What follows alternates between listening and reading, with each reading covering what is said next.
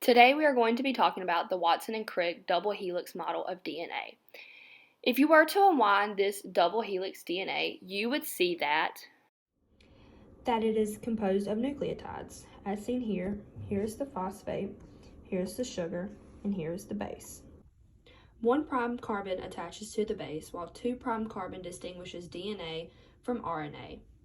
5' carbon has phosphate, and 3' carbon bonds to next 5' phosphate. Next are the nitrogenous bases. The purines, which is one group, which consists of adenine and guanine. These are complementary base pairings. The next group we have are pyrimidine, the C2 and U complementary base pairing. Here we have cytosine, thymine, which is only in DNA, and uracil, which is only in RNA. using base pairing, adenine pairs with thymine using 2 hydrogen bonds, and guanine pairs with cytosine using 3 hydrogen bonds.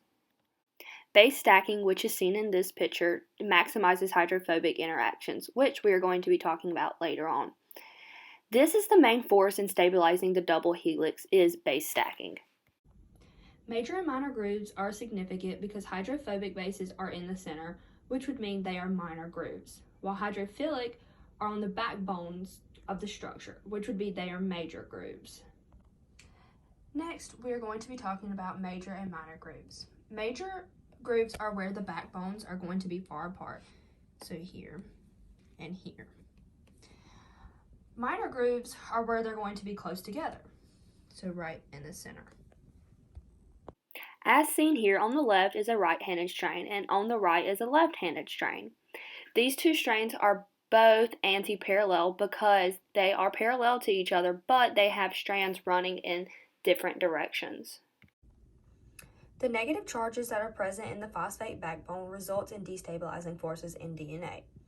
These charges make the DNA strands push apart from each other, but other counteracting forces is what keeps the strands together, as seen here. When DNA molecules are placed in higher concentration salt buffer, the salt ions practically neutralize the negative charges.